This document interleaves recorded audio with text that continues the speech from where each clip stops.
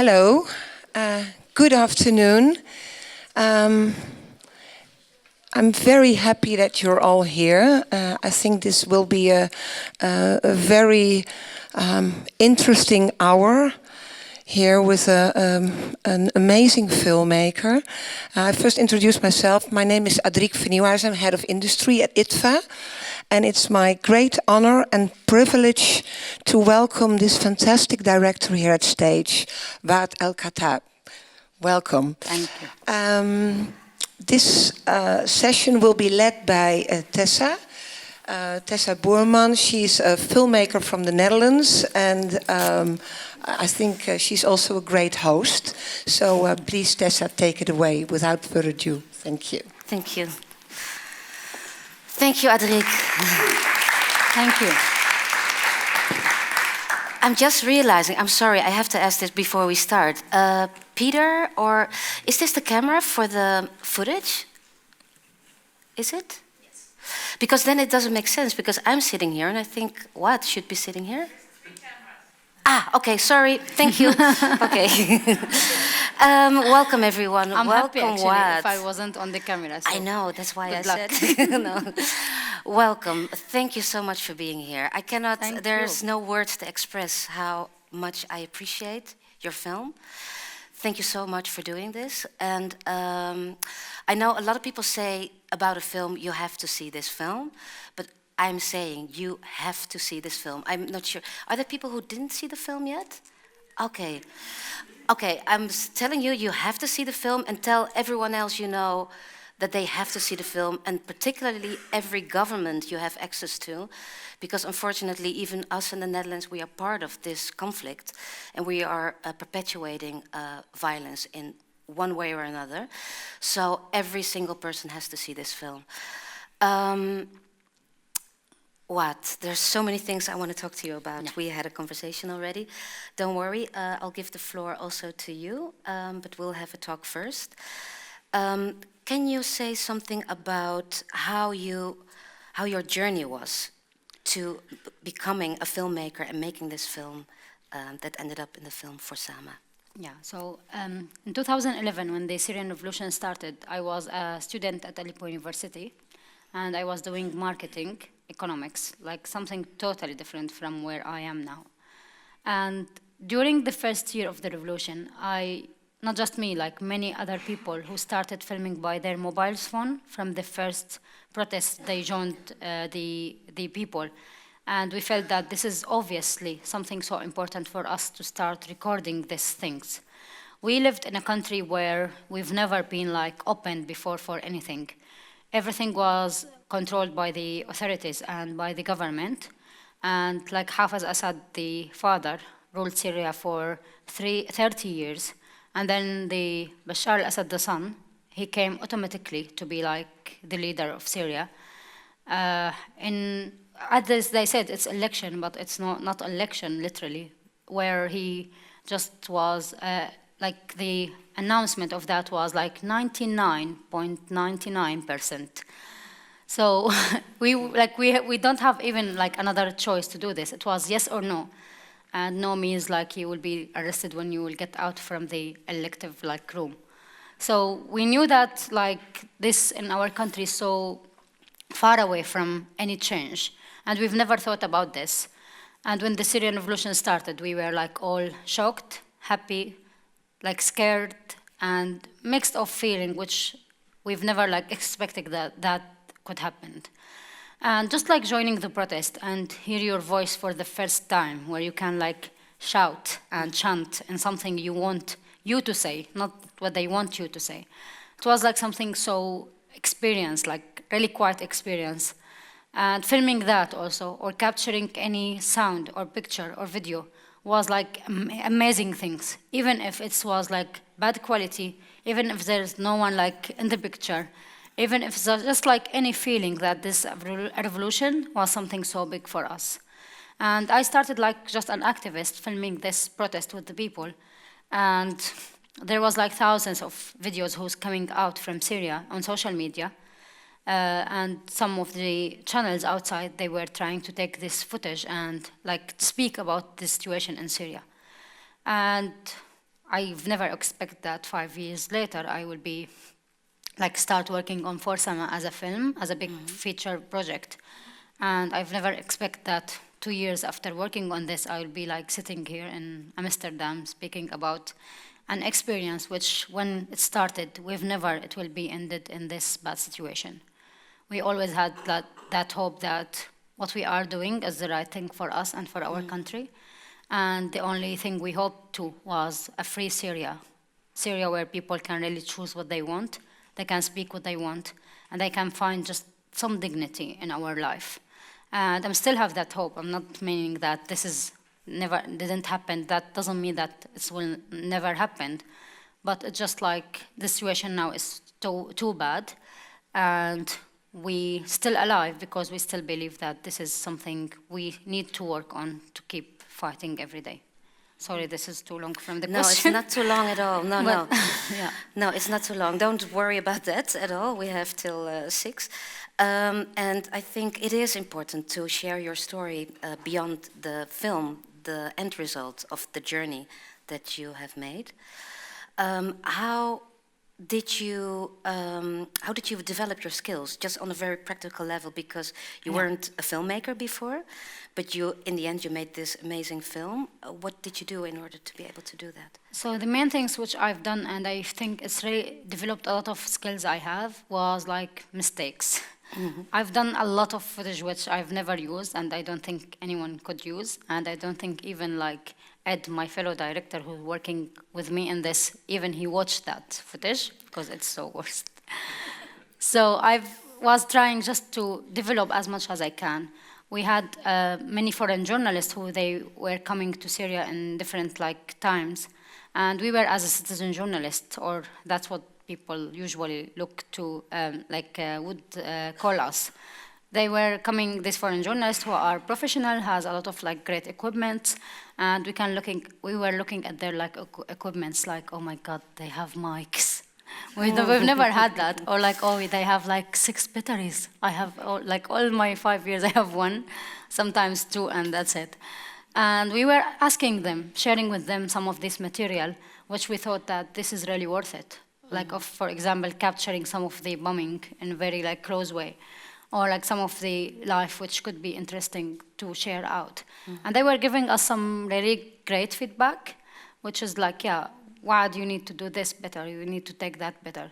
And sometimes like YouTube was something we were like trying to share between us as everyone who has a camera and want to do something. Sometimes there's some small courses where some of the organization provide for the people in Turkey or in the Turkish border, or sometimes inside Aleppo. But all these things were like just very simple things. And I really believe like what made me, at the end, film in a good way was just how many mistakes I had done through the years. And because I filmed a lot and a lot and a lot, so my eye and my, like all the frames that I've taken or the positions of the cameras, it's just like with the time, it became like more better and better. Okay. We're going to look at the trailer in a short moment, but there's something about the film that we're going to talk about more now, is that there have been many films made about what's happening in Aleppo. There have been many films made about war and victims, but somehow your film has had such a tremendous impact that even, I don't know if you've seen it, but it's the #1 film appreciated by the audience on the ITFA, which is a huge accomplishment. But it's a film that really confronts you, but it also transforms you in a very particular way. That's how I felt it. It was impossible to see the movie and not be moved in the whole spectrum of emotions. And somehow you were able to make a film that's transforming also. So I'd love to talk about that, how you did that particularly. And you already mentioned your co-director, Edward, so let's involve him a little bit in the conversation as well. Let's look at the trailer, if that's okay with you. Yeah?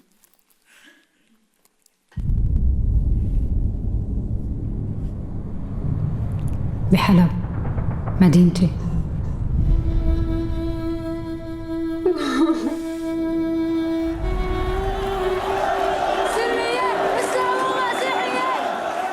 لسه عم صور، فهذا الشيء اللي عم يخلي معنى لوجودي.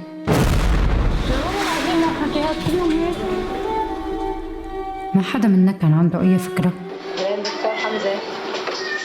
كيف رح تتغير حياتنا للأبد.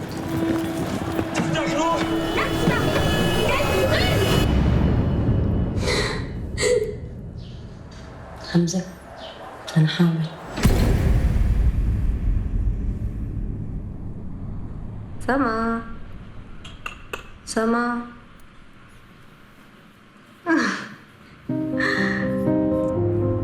سما، عملت هالفيلم مشانك. بدي إياك تفهم شو اللي كنا عم نقاتل مشانه.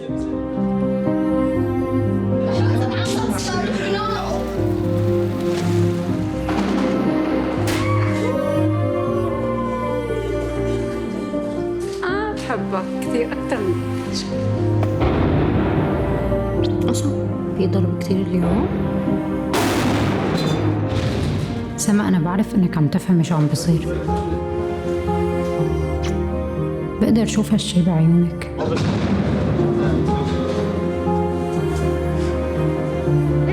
ما عم تبكي مثل أي طفل عادي.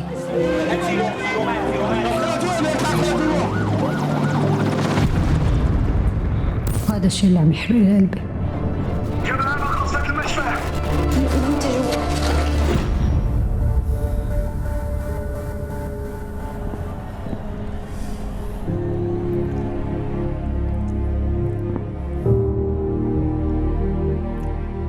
سما، رح تسامحيني؟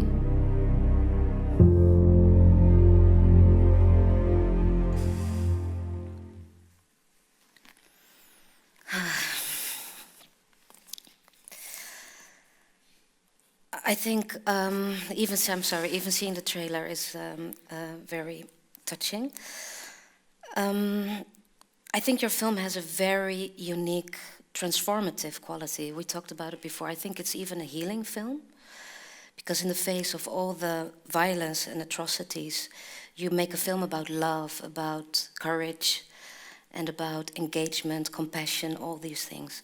Was this something that you were aiming for at the start of the project, or how did you start? Was the letter to Sama always there? Yeah.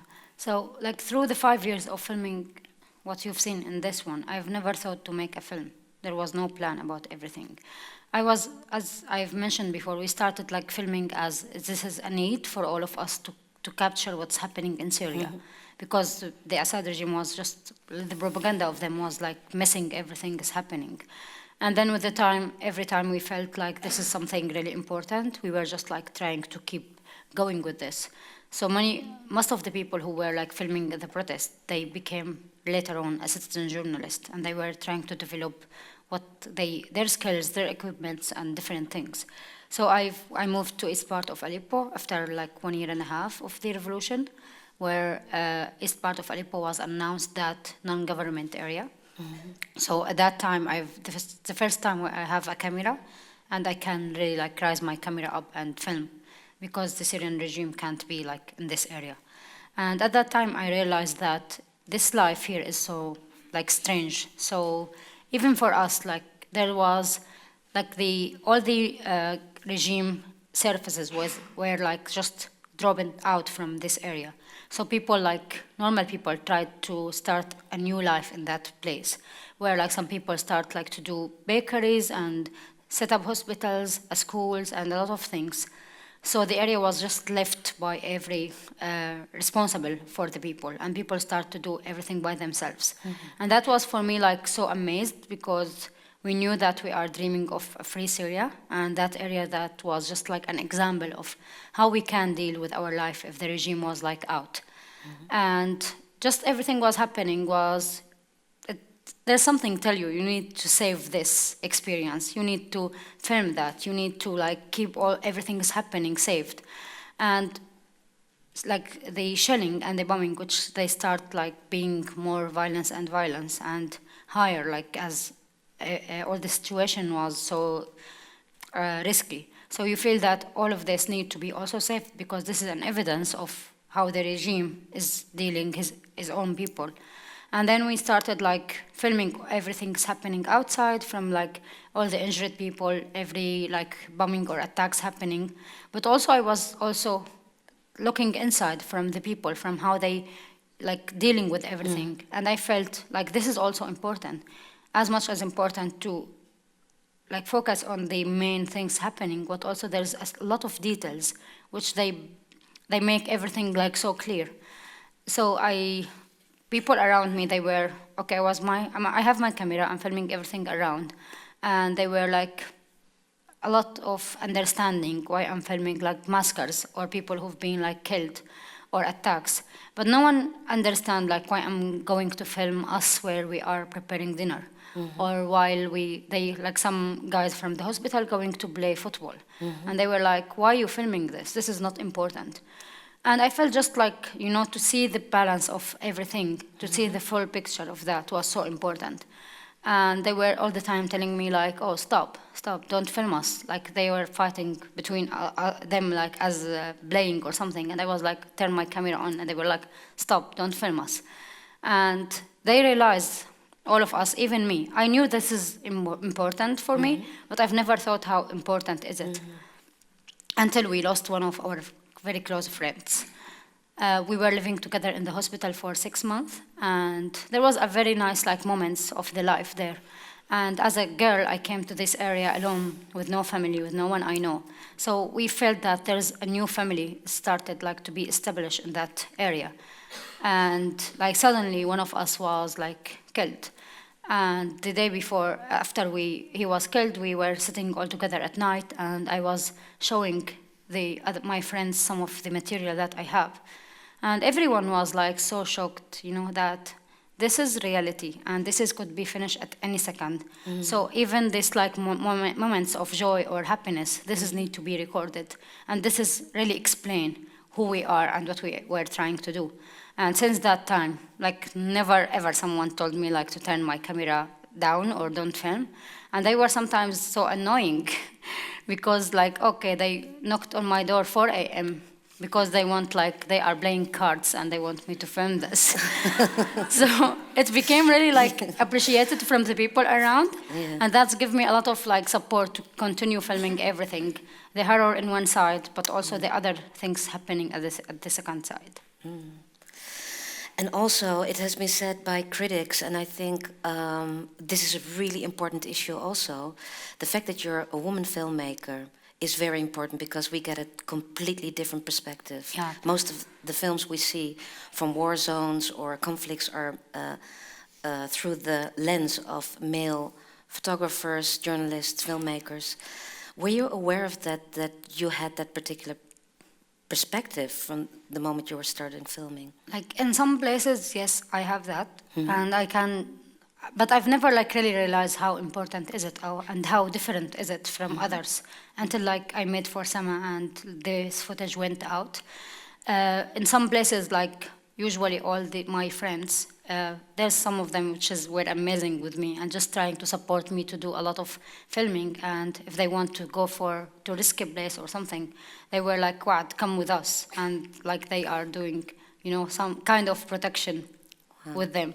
And they were amazing with this. But also there's this other people which they were looking at me that, oh, she's just playing with her camera. She's a woman. She can't do anything with this camera.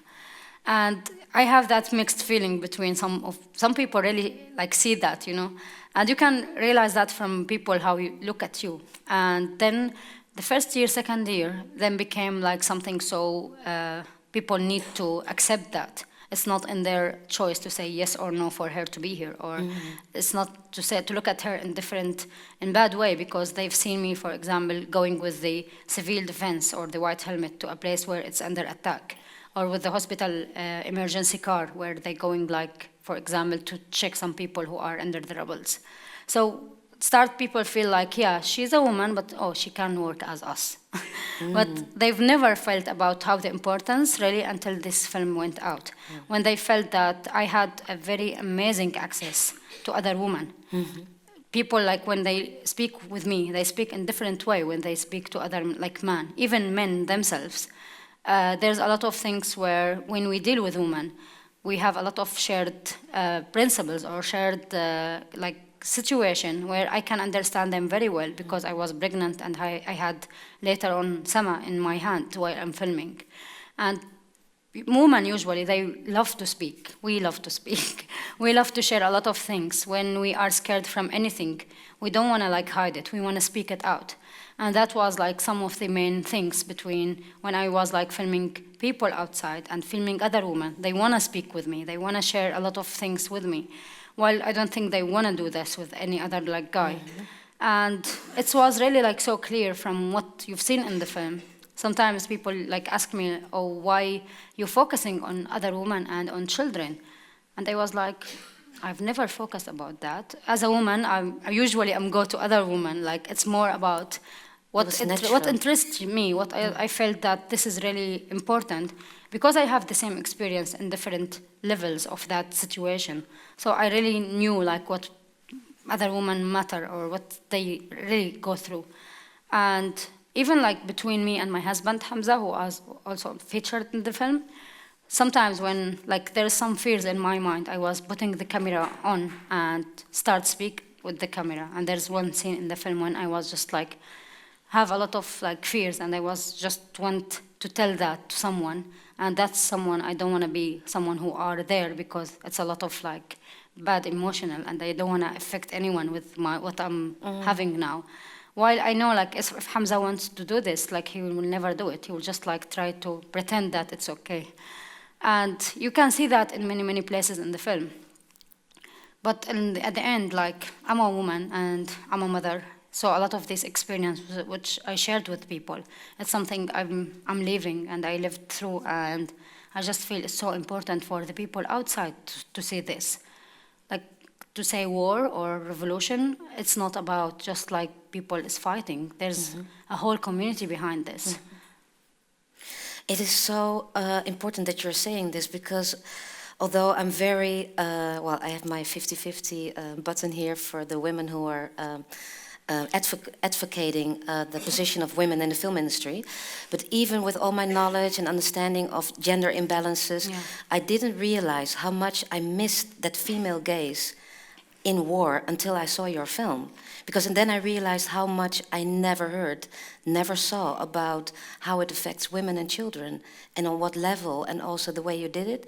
So just by seeing your film, I realized what has never been told, showed, or seen by anyone. So I think because also like this sound or the voice of any conflict zone is usually it's for the conflict itself, for the fighting, for the weapons and things that's happening. And usually any journalist who will come to that area, who will see that that's so obvious that this is what we are coming to cover. But for a woman who lived through this, I felt that like generally that's what's happening because I was with this like living in that neighborhood. I have my daughter. I was pregnant. I went to the doctor where like other women go, so I can meet these people. I can feel like what the real need or the real voice on the ground, not just then the voice that you hear, the voice that you could never hear, but you need to hear it as well. Yeah, and also in the responses you got from other women. Yeah. Can you tell something about it? Because I found it really interesting how that works also. How it in kind of, even the film liberates women on the perspective they have on themselves. Yeah. Yeah, like yesterday at the party, I wish she is here. I don't know, but maybe. A mother come to me and she was telling me about the film and how she moved by the film. And then she was telling me like, I'm sorry, I want to ask you something totally out of the film itself, but how you do this with a little baby? I have a baby now and it's 1 year old, and like I'm just thinking about, I have a film and I don't know if I can make it or not with the baby. And you have because she two was babies. A filmmaker too. Yeah. You have 2 babies and you have the film and you are now also touring around. So like how you make that? And I felt just really like it's so small detail in the whole of the film, but it's also so important. And I was like trying to make it so like simple way that like we as a mother, we used to do like separate things, like different things together. When you have like to feed the baby and do some stuff on the phone and like maybe with our legs we can do something different. And that's the same things why we can do really a lot of things. And it just like don't think about it. Don't think about that stress, but think about that like you are as a mom or as a woman, you are able to do like many things together. And I'm sure like you can make it as I did. Wow. And like it was just very lovely conversation because I've never thought about, like, oh, this is also an achievement for a woman, or like woman can really think that it's not just like to be a journalist, you can be a mom. And if you are a mom, you can do anything else in your life. No, we are able to do a lot of things. But because that's the perception, and that's also something women get to hear very often. Yeah. Well, you proved it is all possible. Not just me, I believe that many women around the world, they do something really like harder than that, and most like risky than that's what I've done. But it just they are not under the light to speak about that experience. And I'm sure like every one of us has like something about his mother or her mother, about an experience. And when we just start like talk about this and realize it, you will feel that it's just like it's everywhere around us, but we can't see that. Yes. I think that's another great gift that you're bringing with you and the film. I'd love to talk about your co-director. Yeah. I'm not sure. Yeah, Edward. You mentioned Stand Edward. up, yes. Yes, can you please stand up? Wake up. This is Edward, the co-director of the film. Edward Watts, to be precisely. Can I ask you a question also? Because maybe you should say first, what was it like to collaborate? Do we have an extra microphone? Do you want great. to be honest or not honest? Whatever you want. Of course, we like To be honesty. honest. But what was it like to collaborate? Because you were in Aleppo, you were in the UK. How did you do that? So I met Edward right after I left, and I finished everything like as a filming. And in everything I've done, I've never had any chance to share that with anyone who's outside. But when I just left and I realized that now it's the time to do something with this material, and there's really need to that. I was working at that time with Channel 4 News in the UK. I was sending to them some material, and they were broadcasting that in their daily program.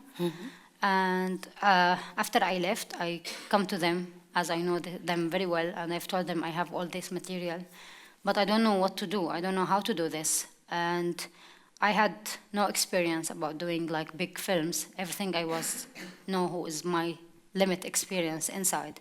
And emotionally, I can't do that alone. I really need like someone who can support me and take the lead in many places where I can't judge a lot of emotion in the film. And also like, it's really need someone who is outside to understand the Western audience or the people who outside, how they look at Syria and how they knew about Syria. And for me, I always was inside, like too much inside. And because it's my story also, I really needed someone to be like balancing between these two things. And that's where Edward came to the project, and they introduced us to each other. And it was really like 2 years of great experience for me. I learned a lot from that. And now I can say like I am able to go forward for my next project by myself, or trying to help another people who are inside to do their project with each other, which is really for me was so supportive process and so great. And it just usually what's happening in people like me who's coming from conflict zone, that the outsider co-director or the director, usually they take all the credits. They've never been credited in the right way. And that's just like losing some of the film itself, a lot of soul, because if you weren't inside, if you weren't really looking at the real experience, will not be the perfect film. Yes. Take a drink, and I talk along with Edward. This is, I think, very important what you say, because the nature of that collaboration really is important in the way the soul of the project, the tone of voice is maintained within the project. Apparently, Edward, you were able to facilitate that or to support that? How do you look at that? What was your perspective on that collaboration? Well, one thing to begin with, I'd just like to mention one other amazing woman who is involved in the project, who's the editor, Chloe Lambourne, Chloe. who is here. Hi. Can you please stand up? Yeah. Stand up. Yes. This is like one of the greatest unrecognized documentary editors in the world. So here she is, and she was an incredible fulcrum between Wad and I, who are both quite headstrong people, as you see, and so we had strong opinions, and Chloe was an incredible arbiter. But I think, what I hope is that this film is an example of the empowerment of people who are living in these situations, as Wad did, as all over the world there are these situations going on in Yemen, in Hong Kong, and all these places where people need to be empowered to tell their own stories, And I always, for so long, one of the reasons why they called me was because I felt what was happening in Syria from the early days of the revolution was so important for the future of mankind, if that doesn't sound ridiculous, because of the elemental forces that are at work, which you see in the film, which is like the best of human beings being met by the worst of human beings, and how that battle worked out was going to affect us all, and I think it has. We talked about it in my country, Britain. Would Brexit be happening if the refugee crisis and the rise of ISIS hadn't been allowed to happen? I don't know, discuss. But so for me, I always wanted to make films about people like Wad and Hamza, the peaceful protesters who were trying to just get the rights that we take for granted and being met with this violence. And they never worked out, those projects. I was stopped at the border, or I wrote a terrible script, or whatever it was. And so when finally they were Wad, I knew about her work, I knew about her news reports, when they were she's gathered this huge archive, they're looking for someone to support her, basically, to tell her story in the best way. It was an incredible honor for me to just use whatever skills and knowledge I had to try and help make this amazing person and her incredible footage accessible to not just all of us. I feel like this is the choir in this room, people are naturally engaged in this subject, but to try and reach beyond to people who never engaged with Syria before, who didn't understand, we had this hilarious one the other day where this woman was saying, we saw the film and it's you're just like us, you have babies like us, you get married like us, and that's what you're dealing with. You're dealing with, and forgive them, because as storytellers, it was another thing I felt from the West.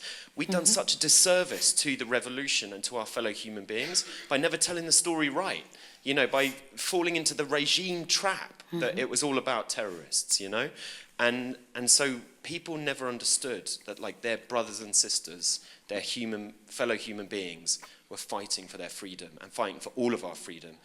And anyway, it's just a way of saying it was a privilege to work with this amazing person. And thank you for doing this, because I realized that, like you said, there's that collaboration of somebody who's experiencing everything firsthand, and with a person who has access to financial resources or the world. Financial resources. I wish. Maybe not you, but that could be the producer and the production company, Channel 4, all these parties.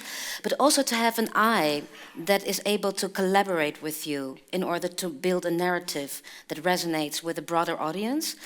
But apparently, and I felt that even when I had a talk with you before this conversation, that you have the kind of sensitivity to profoundly understand what it takes to be in a position like you are as an outsider.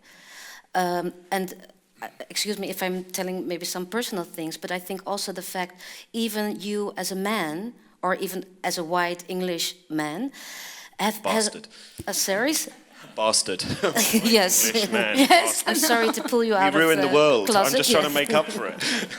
But you also have a very profound understanding what it means to be a woman in this world, because of your personal history. A little bit. I was raised by a single mum who was a journalist, which is exactly what you were just talking about. And from very early on, I saw firstly how much she had to deal with just in the daily life to deal with me and deal with her job, but the prejudice, the hostility, the belittling, all of this horrendous stuff that I think women have to go through or have done for many years until now. I was learning that from a very young age, seeing the emotional toll that it took on my mum, and so that's why for me I'm just trying to show that we're not all assholes, basically.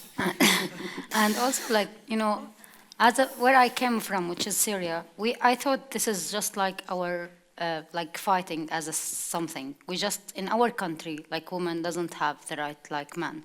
And in the filmmaking also the same thing. So in 2013, I went to, they want to do something like journalists union for all these journalists in the city to start like work together as, like we want to build something to protect us as some of the rights and the work and how we can help each other to develop our skills. And I went to that meeting, which is one of the scenes in the film was in that meeting. Like there was 121 journalists and citizen journalists. And I was the only female between these guys. And like I was, you know, like I was shy when I get in because what I'm dealing here, like it's not just one or two and some of the people who I know. There's people who are totally different in their mind and in their thinking about how we can deal together.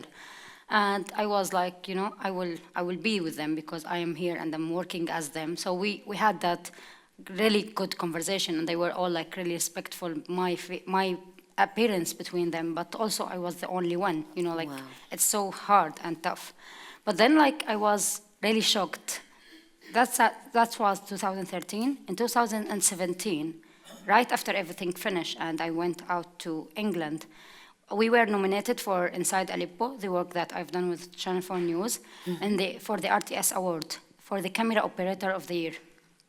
And when I won that one, but when I won it, the people who were introducing the award, they were saying like, this is the first time for 26 years a female took this award, the camera operator, which usually it's men, because men is going to film. Men is having all these like big cameras to film.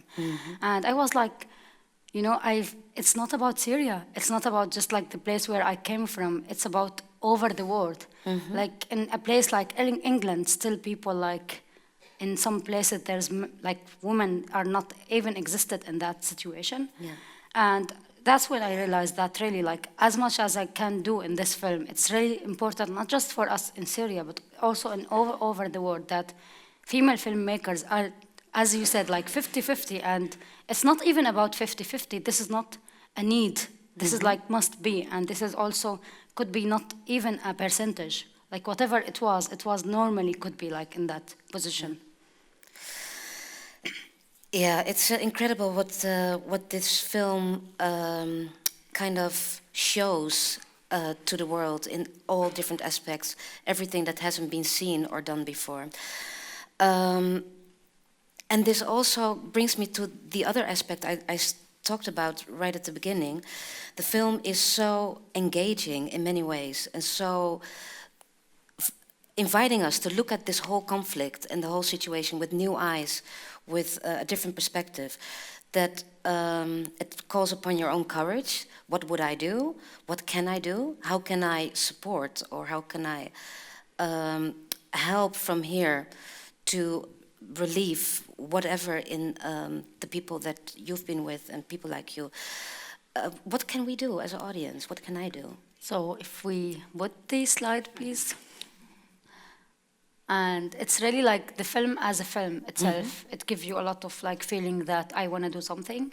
And that's one of the things which was surprising us, all the team. Because when we were working on the film for 2 years, many people told us that no one will come to watch another Syrian film.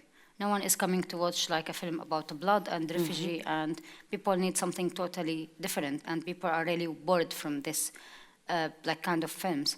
But we were like, whatever it will be, like we will do it because I have to do this for Syria first. And then it was so surprising how people all over the world were engaging with this, and they were coming to us and say like, same question, like what can we do? Please give us anything we can do. And some other people who sharing like very lovely stories of something they've done before for Syrians or for some refugees all over the world. And they were feeling that, oh, like, we just did this, but like this is itself, it's amazing to be done. And that's why we felt that the film itself is not enough, but what we need also to give people a lot of tools to like make them able to interact with this and do action for that. Okay. So we launched this impact campaign called Action for Sama, and we still like in the early days of that, but we also doing very well in this.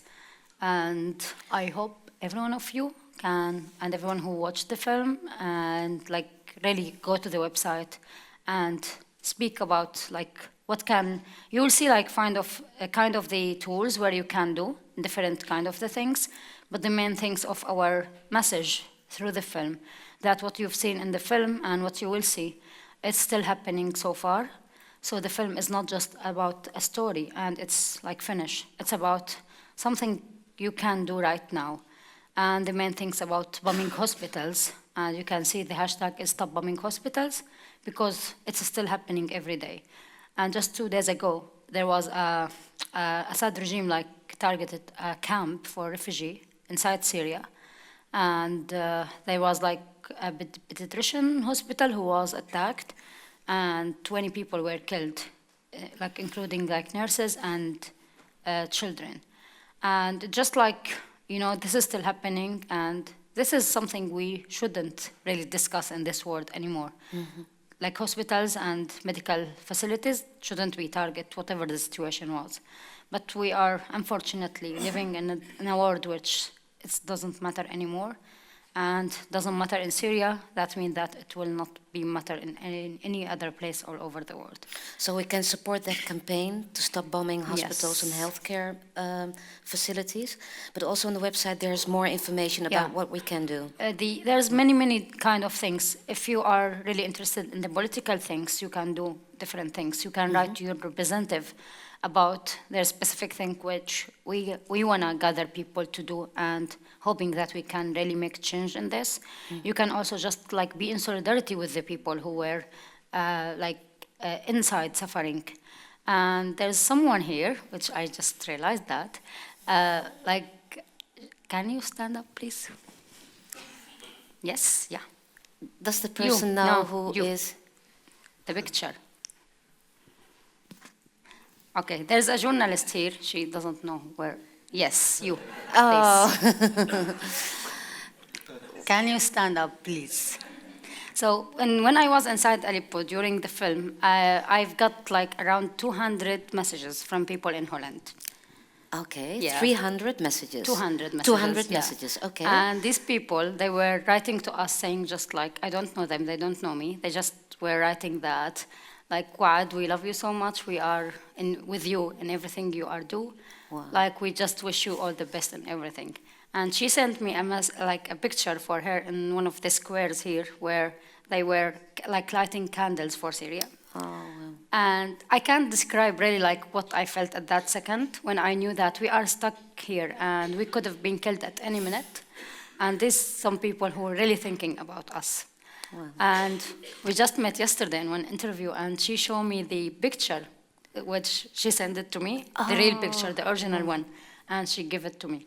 Oh. And this is something which I will never forget in all my life. And this is something all of us can do in a very simple way to tell the people who are inside suffering that there's someone around the world who's caring about them. This is one of the action on the website. There's many other things where you can do, but it's really like, maybe something for you, it means nothing, but maybe for other people, it's really mean the whole life. Wow. Thank you so much for you and for everyone who sent that message. This is really important to know how much this affects you in a very important way. I want to give the floor to you. I'm sorry I took so much time of you. So I saw some hands raised. I saw there, and there. Yeah, let me first begin with this lady here in the front, then Samuel, and then two in the back. Yeah, go ahead. Wait for the microphone to arrive because it's all being recorded. Hi, I'm Barbara from Amsterdam. Curious to see you watch your movie, but actually my first comment is just only, shouldn't we try to stop the bombing altogether and stop the war there? Sorry, can you just keep the mic? Shouldn't we try to stop the war altogether in Syria instead of only the hospitals? Stop bombing everything. Well, anyway, my question is, did your movie change the position of the of women in Syria, do you think? So the main things about this, unfortunately, so far we can't release the film in Syria because most of the areas are under the regime control. So there's no way to make that happen there. But what we are trying to do also, like because there's 6 million refugees all over the world, and most of these people are in Europe. So we are trying to release the film in many countries. We had already released in France. It will be released here, like after the festival in January 23rd in cinemas. So, like, I don't know how much that could affect this other women's lives, but also I really hope that we had opportunity to like being released in different places where there's a conflict also out of Syria. And like I hope that, you know, it's more about how we can be all together, like proving to each other that anything could be possible if we are just like want to do that. I'm sorry, there's somebody in the back there? No, and then there's a question up there. I hope to come to you later. Yeah. Yes, this is Samuel. Thank you so much for getting the opportunity to ask you a question, because what the film made me realize is that for a lot of us people, trauma can paralyze you, which makes it impossible to move, which makes it impossible to flee, to even talk. So how would you advise people if they're in a certain situation where trauma is paralyzing them? What was your way of coping with the trauma and all that death around you and the sorrow, and then what kept you going on? What was the motor to cope with the trauma? So, so hard. But like the main things about the trauma, which I have that already, but I'm just trying to ignore this. The fact that what I lived through, I knew that this is still happening until now. So I feel that I shouldn't think about myself and about what I'm going through now. It's more about the urgent of there's something more important to be working on. And part of the like trauma retreatment or the ignoring that, it could be useful in a position when I have 2 kids and I have my husband.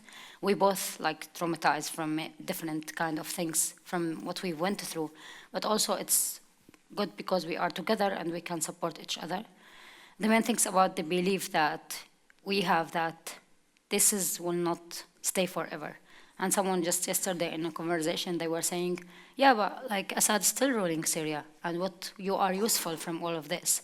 And I was, yeah, he's ruling Syria today. He was ruling Syria like eight years ago, but like he could rule Syria the next 10 years, but like nothing will stay forever. And that really, for me, you know, it gives me a lot of hope that whatever the situation was and whatever it was bad, I believe that the right thing will happen at the end. And as I've seen you, yeah, that one day Syria will be like free out of them, and we will keep fighting for that day. So just, I don't know really like if that's useful for you or not, but the only thing is just like, we don't need to win. We just wanted to support the right side, whatever it's happened. In the back.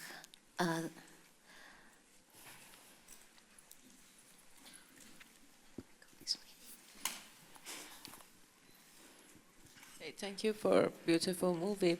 I just, when I was watching it, I was just missing some parts of the scene, like parts of the political scene. Like, I knew that somehow Al-Qaeda branch, like Jabhat al-Nusra, and also some extremists were also fighting, defending Aleppo. I couldn't understand like the connection between them, the relationship with what you were doing, and also I could never see any militants wounded there. Like, did you also take care of these people who were? How was living under that? Like I missed that part of the story. Once you said that Islamists are making our life even more, I mean, something you mentioned about them, that things are getting more extremist. But I really didn't get this whole, of course your movie was not about, it was about children and people who were not, and they were just affected by all these things. it was not focused on the political and I don't know other groups, but I was just like, I knew there's something I don't see, and I want to ask, how was Yeah, that? but Like, you felt that there was something bad, right? I've, You felt like there's part of like, yeah, something bad about the extremist and of course, I Yeah. know that that's bad, and I know that you said some once, and I Yeah. couldn't, I didn't know. I just said that probably you had to take all that scene out of the movie, like you had to not to talk about that part No. because. Yeah. But then in the same time, although I love the movie, but it sounds like, oh, it's a city that nobody is fighting there, just Assad is bombing some people who can defend themselves. Yeah. But I knew this is not the reality. There are some people who are fighting there, but we don't see them. Yeah, can I So say? that's that's okay. Yeah, so because you felt that there is something is wrong about the extremists, that's really how our life was affected by them. It's maybe like from 95 minutes of our life, there's 1 minute, the effect of this extremist on our life. They weren't in our side. We weren't like love them. They weren't loving us. And we were, as an activist, part of like the attack that they were trying to do, as kidnapping some people or arresting some people. But the main like dangerous thing for us in Syria was the regime. The regime in Syria is responsible for over 85% of the destruction and the deaths in Syria. And that's not my like opinion. This is fact. You can research data. online to see. Yeah. And ISIS, and I know the whole world is busy with ISIS and what's happened, they're responsible of 5% of the death and destruction in Syria. This is And- also part of the propaganda, of course. Exactly, Yeah, that and we that's make why it that important. Yeah. the film wasn't missing something. It was totally the life that I went through, but it's more about giving you the real reflect of our life. The whole film you can see like why these people were being targeted just because they are against not the government. They were against live in bad situation as no freedom, no dignity, and a lot of injustice. And also like the fact that even this extremist and ISIS, for us they were part of the regime. Maybe not in very direct way, but of course like they were in indirect way. In 2012, the Assad regime announced that he released a lot of people who were arrested because of their opinion. But what he really done, he wasn't releasing the people who were activists like me, who were arrested after the revolution. He was releasing all the people who he knew absolutely that they will become later part of Al-Qaeda or part of ISIS. And this is also fact, it's not what I'm saying. And they're really like, on Action for Sama, we will add a lot of these articles. We're still like doing a lot of research to find what the right things for people to read. But this is like literally something some people in the West, they do a lot of long research about this. And these people, they became leaders of ISIS, leader of Al-Qaeda. And we knew that, all of us. But you can't do anything in that situation when you feel like, you know, like there's no way to open this battle against these people while you have like a bigger like battle like the regime. And there was simple things which affect me like personally as Wa'ad, as a person. I've never put al-hijab, and I'm Muslim, but I don't do that. So when I was in Aleppo, I put it because I felt that this is not a thing where I want to think about right now, while there's a barrel bomb is like falling all over our heads as a big neighborhood.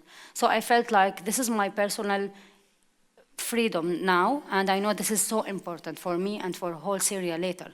But this is now, it's something more important. And I am sure, and this is really like common feeling in Syria, if the regime went out and if the regime fall down, a lot of things will be like different, like directly. All of these Islamic people who are pretending that they are Islamic, or people who were like with Al-Qaeda, who joined ISIS, if they have another opportunity of life, or if they have justice, the things will not be what happened later. So it's a very dangerous narrative, Yeah. that so-called the dominant journalistic perspective of these extremist groups being a huge part of the problem. Yeah, they are. And like for me personally, my cousin who was arrested by the regime twice, he was kidnapped by ISIS in 2013, and so far we have no idea where is he. As my cousin, there's at least 50 activists from Aleppo city who were like kidnapped. And there's names who are like, you know, I'm sure you are familiar with like the father, Paulo.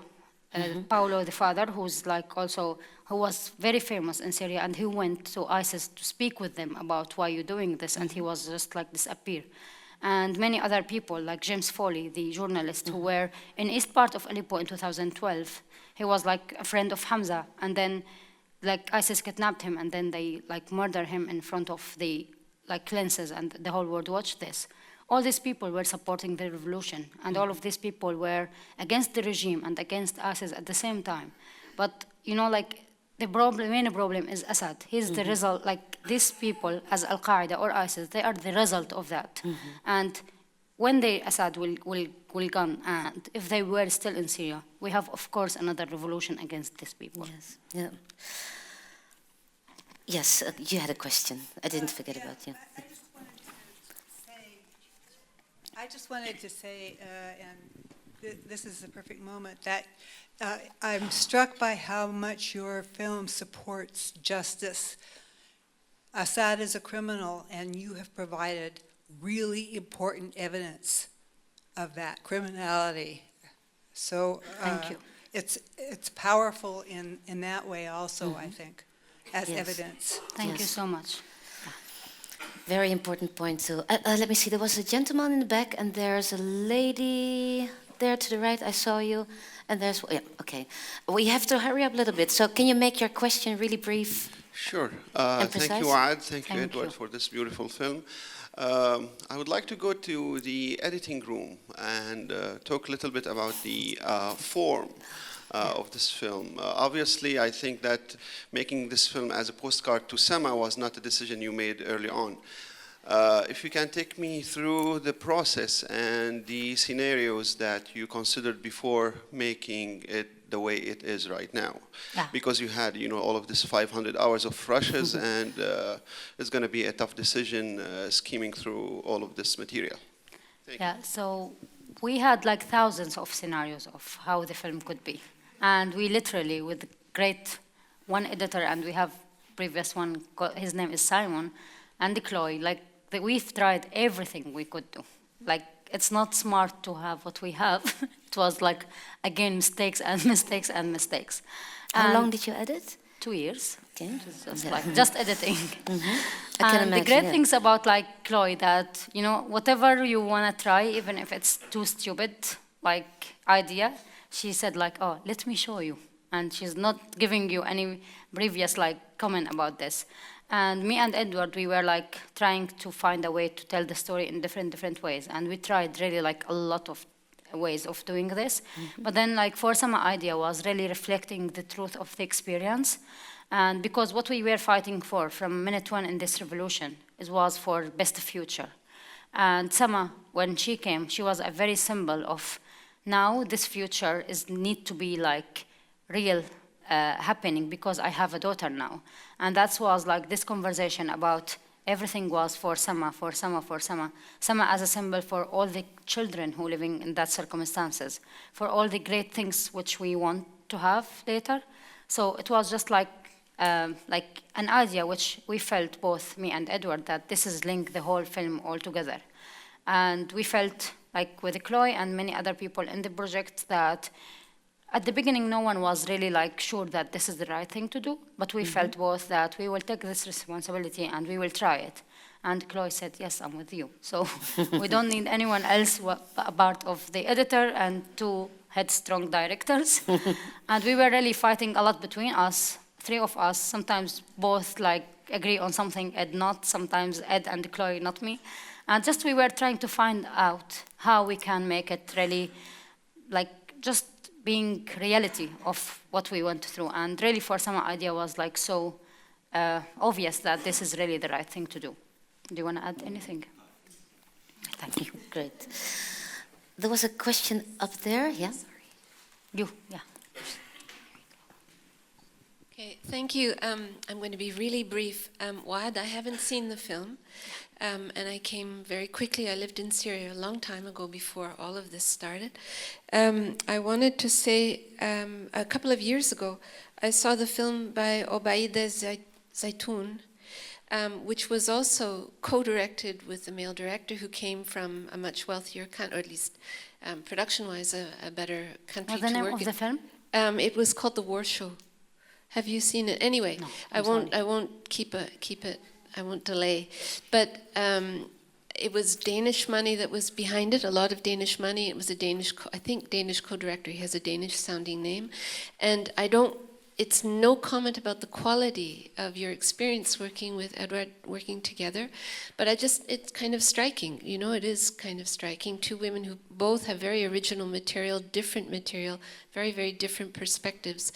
And in comes the big money, and I don't know how much of it was taken out of your hands. I'm very curious about that whole process of where did you feel you might have been tempted to tell things a certain way, and they were pulled in because there might have been, other people say this is how we see it, or this is how it should go. And I don't mean that in an aggressive or a nasty way at all, but I'm a journalist and it's what I write about, so I'd like to see you after, if I may. Thank you. Thank you. So I will say, like, in this project, I was #1 in everything, and now I can say that very clearly, because during the process I didn't realize that from the beginning. And they were just trying to give me that support and trust that, like, it's your story, how you want to say this, how you want to do that. And really, Edward's role was more about being, like, behind me, like, support me in any way that, like, what do you want to do? And sometimes there's some very, like, strong conversation between us about how we want to do this. And, like, if he didn't convince in something, and he's just trying to convince me in that for 2 weeks. I'm so headstrong, and that was so obvious in the film.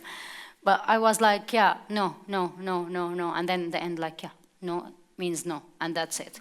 And it was really like, I was afraid, and sometimes if I really said yes, like, they will say that I'm happy with this, but I'm not. So we were very honest to each other, and that's really give us a very, like, it make the whole work is more like harder, but also it give us like more reality of the experience.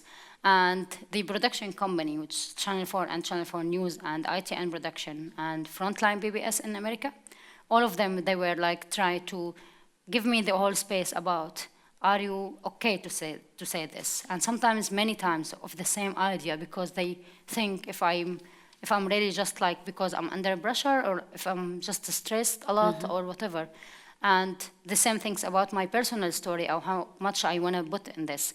They were just like, every time, just want to make sure that, are you okay, are you happy? And especially with the trauma things, because in some places I felt like I can't do that anymore.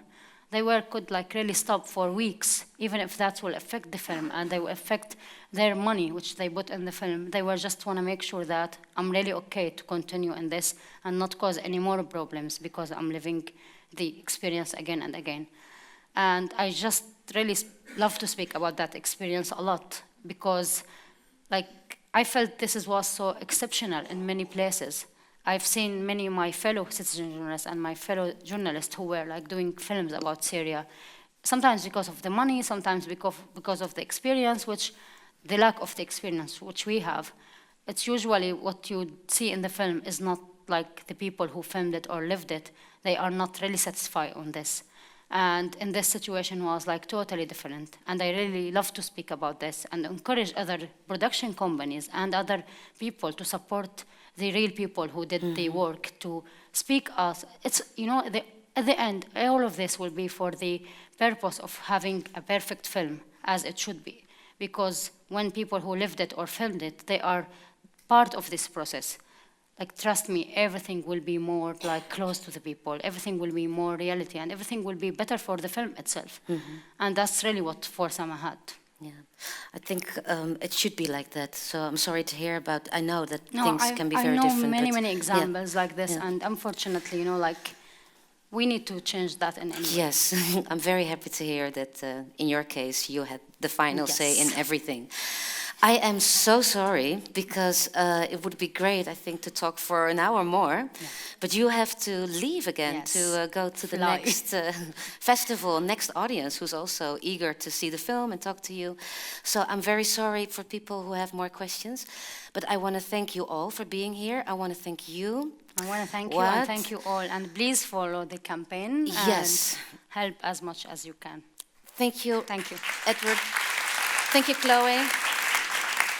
And for the Dutch people in the audience, January 23rd, it will be in the theaters. Please go. Please take everyone a film you have to see. And there's also one screening on 1st of December in the festival. If you okay, 1st of December, still on EDFA, but probably sold out already? Well, just try it. Thank you. Thank you. Thank you. Thank you.